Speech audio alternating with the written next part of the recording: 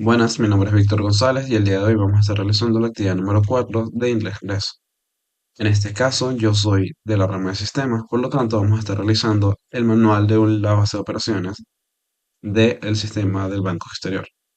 En primer lugar, tenemos el manual, donde tenemos resaltada toda la información que corresponde a las visto en los temas 1, 2 y 3 de esta materia. Vamos a empezar con nuestra tabla de contenidos, donde todo esto se ha dividido como ideas principales, patrones de lectura, selección de las partes del texto, prefijos y sufijos, cognados y falsos cognados. En primer lugar, tenemos como idea principal que en el párrafo 1, que es el overview de todo el sistema, el manual establece que las operaciones tienen unas reglas para la base de datos o el sistema de base de datos de Oracle del Banco Exterior, lo cual requiere que todo el personal siga procedimientos estrictos bajo penalización de acción disciplinaria. También se nos dice que en el párrafo 4, en los procesos de transacción, el sistema procesa más de 12 millones de transacciones diarias a través de todo el sistema bancario. Entonces también esto ocurre sobre la noche y que sigue estrictos protocolos obligando a que deben responder en 200 milisegundos. Además, en el párrafo 5, sobre backup y recovery, se dice que se hace una estrategia de respaldo que garantiza que haya cero pérdida de información a través de los archivos continuos que se realizan y un sistema automático que evita que hayan fallos como el gran desastre de pérdida de datos de Valencia. En planes de lectura tenemos que, en primer lugar, hay causa y efecto, encontrados en el párrafo 3, donde se nos dice que un fallo en completar los procesos puede resultar en revocación de acceso, acción disciplinaria o que sea enviado a autoridades regulatorias.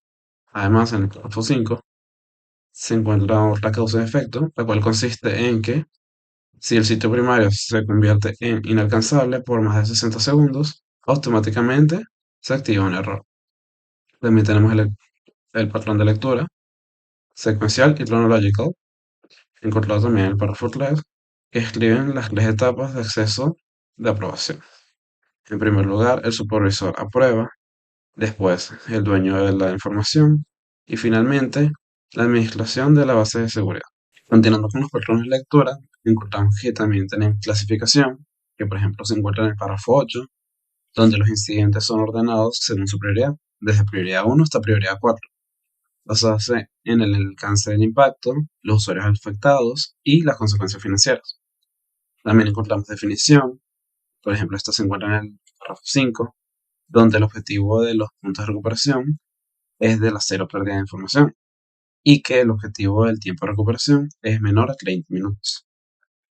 Pasándonos a la parte de extracción del texto, encontramos verbos como support, que significa apoyar, operate, que significa operar o operación, y enforces, que significa fortalecimiento. Ahí tenemos las oraciones donde se encuentran dichas palabras en el texto.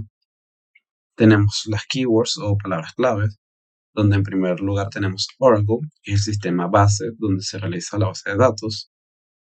En segundo lugar tenemos justamente base de datos, seguridad, sistema, producción, recuperación y rendimiento. También tenemos palabras como adjetivos como crítico, confidencial y redundante. De nuevo, tenemos las oraciones donde se encuentran dichas palabras en el texto. Tenemos sustantivos como infrastructure o infraestructura, framework, que es un tipo de base para el desarrollo de programación. Cluster, que también es una definición dentro del lenguaje de programación. Tenemos preposiciones como entre, a través y cross, que también significa pues. Tenemos también prefijos y sufijos. Por ejemplo, tenemos la palabra multi-layer o muchas capas, o unauthorized o no autorizado, donde on significa no, pre-producción, donde pre indica antes o before, interconectado o interconnected, donde inter significa que algo está en medio, in between, sub-milliseconds, o sub-milisegundos, donde sub significa antes o debajo. Tenemos sufijos, por ejemplo, tenemos la menstruación, que acción significa que es un estado o una acción. Tenemos la palabra monitoreando, donde ese in o shoring indica que es una acción en progreso. Availability, donde ese id significa la calidad o el estado. Encrypted, donde ese ed final encriptado significa que es una acción del pasado.